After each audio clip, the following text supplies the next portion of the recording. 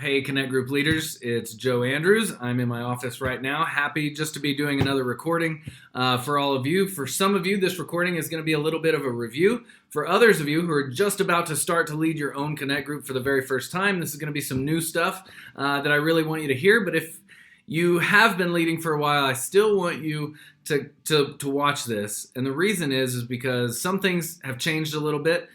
You may just need a little refresher on everything that Connect Groups is and everything that we're doing it for and things like that. So my hope is that you're able to watch this video, all of you, and just gain some insight into Connect Groups and really just gain more of a passion for God and Him working through Connect Groups. It's a huge, huge ministry of our church. We love it. We've seen some amazing things happen through groups, and I hope that your group is no exception. Well, without any further explanation or anything else, I'm just going to dive right into it. This is our Connect Groups Leader Guide. This is going to have every single thing you need in it to understand how to make your group go. It even talks about how to have your first meeting. It talks about characteristics of leadership. It talks about different groups and things like that. I'm going to go through a little bit of it briefly, and then really what I'm hoping is that you pick this up at my office in the next few days and really just look through it and get a real good handle on this before this next Connect night, which is January 19th. All right.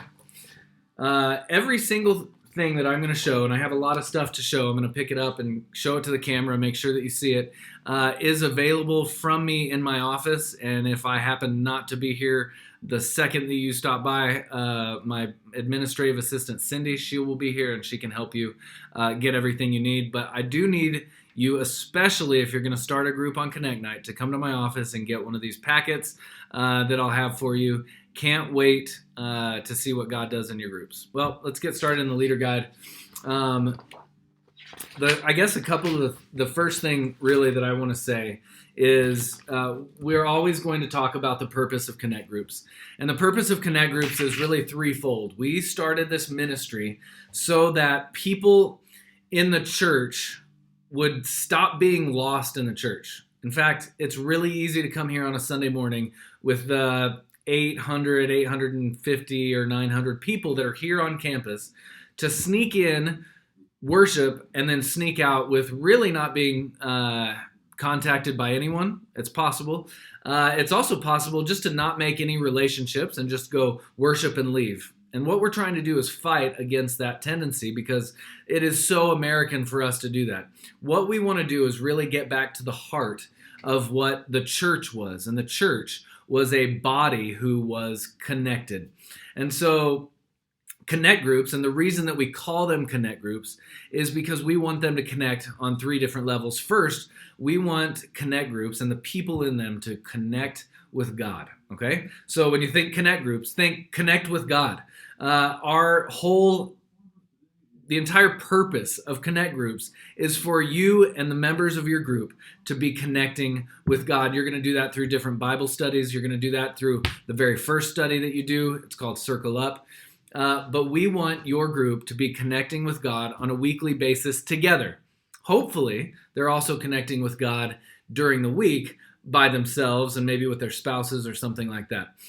The next thing that we want Connect Groups to do is help people connect with each other. And that's a pretty simple task as well. But many people come into this church, they come and they leave without connecting to anyone. And so this Connect Group, the Connect Groups model that we've adopted, is really so that these people can stop kind of peeking in and leaving really quick and not having any real connection with people. Connect Groups were made so that connections could be made. And connections do happen. It's actually really amazing what God does and the way that He connects different people in Connect Groups.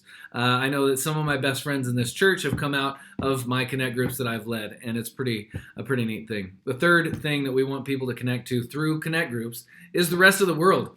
I don't know if you know this, but we're planning on a trip overseas to Brazil later this year. Now, why do I say I want Connect Groups to connect with the world? Well, The people that are involved in connect groups are really the people who are most connected in our church. They're wanting to take those next steps and further get themselves involved in the life of the church. Well, those are the exact people that we want to go on our mission trips, whether it's to Mexico, whether it's to Phoenix, whether it's to Denver or Atlanta or Brazil. We want our connect groups and the people in them to know that they are the first people that we want to go overseas with us to make an impact on the world. Why? Because they're already making an impact in the church. They're connecting with God and they're connecting with other people. We want them to start connecting with the world as well. One of the biggest things in connect groups is we like to talk about the win. So it says, what is a win right there? I want to kind of set the record straight. A win for you as a connect group leader is, it's not when your whole group arrives, okay? Because guess what? Sometimes your whole group isn't going to arrive. Some of the people might have something else. Some people just might blow it off one night. A win for a connect group leader is when anyone in the group takes a step towards God. That's connecting with God again. So anyone in your group, if they take a step towards God, that's what we want to see, and that's what we call a win for you. You know that you're doing a good job as a connect leader if your people are connecting with God in some way or another and taking at least any kind of movement towards God, whether it's a big movement or a really small movement, and it's gradual and it takes place over time. The next thing that we think is a win for you as a connect leader is when you start seeing the people in your group start connecting with each other. If they move towards a relationship with someone else in the group, that's also a win for you. That means you're doing your job really, really well. You're leading these people well. You're helping them connect with God. Since they're connecting with God in your connect group, they're also going to start connecting with each other. And that is what we call a win. Would a further win be when your connect group connects with the world? Absolutely. But let's take those first two first, and then we'll get to the third one. Make sure that your people in your group are taking some kind of a movement towards God and some kind of a movement towards each other. If you're doing those two things and you see those things happening in your group, it means that your group is a success and you're a great connect group leader. All right, let's go on to a couple other pages. One of the things that I think people don't realize about connect groups is we want our connect group ministry to grow. So you as a leader need to begin bringing someone alongside you, even from the very beginning, and begin to share responsibilities with them and pull them into that leadership position that you've accepted. And the reason that we do this is so that your group can multiply, whether it's in 12 to 18 months or 18 to 24, it doesn't really matter. But at some point, we want your group to say, wow, we have the leaders who have been leading us for a long time, but they've also brought us up and we're ready to lead a group. And so out of the one group comes two. And then you'll be, your apprentice will then come to the next Connect night and be leading his or her own group, which would be really, really cool. So replace yourself. Think about that mentality from the very beginning. What can I do? What one step can I do this meeting to replace myself so that in 18 to 24 months, my group, when it's time for us to find a new group, can actually multiply our group and have a greater impact in this world and inside the church. The next thing that I want to talk about is really the three vital relationships. And this goes for you as a connect group leader, but it also goes for every single person in your group, okay? I want to talk about the three vital relationships, and it's not going to be hard to kind of understand these because it goes right along with connecting with God, with others, and with the world.